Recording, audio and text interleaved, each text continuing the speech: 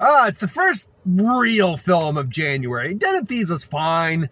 But no, this is the January movie, the horror movie, the Blumhouse.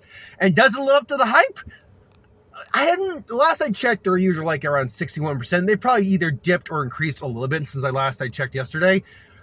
Wolfman, I like this movie. I think this is a pretty solid kind of return to Blumhouse form.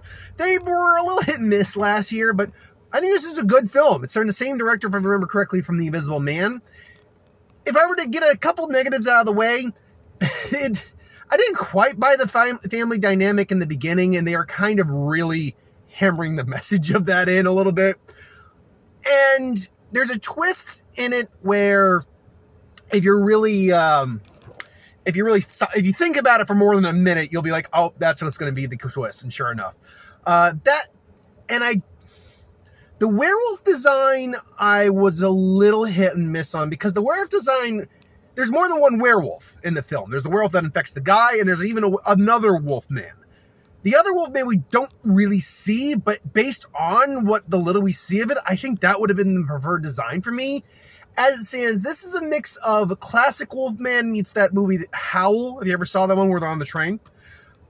Apart from that, it's tense, it's atmospheric. There are certainly emotional beats to it. It gets gory. There are some good shock moments, moments you think, oh God, like you go like that. I think it is well put together.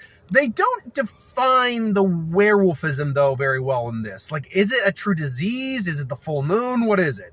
But otherwise, I did like it. I enjoyed it very much. And I like the actor. The performance is all right. The guy playing the main character, Wolfman, I liked him actually better as he was starting to change. Like, it's a slow burn werewolf movie, which is surprising. Like, the actual transformation takes time. So, and because after that, he's not able to talk anymore. So he's got to do all this just like with his eyes and his facial movements. And it's actually pretty good. So overall, I think this is a pretty solid movie. Not flawless, and I'll talk more about that in my review tomorrow, but a good movie. I recommend Wolfman, absolutely.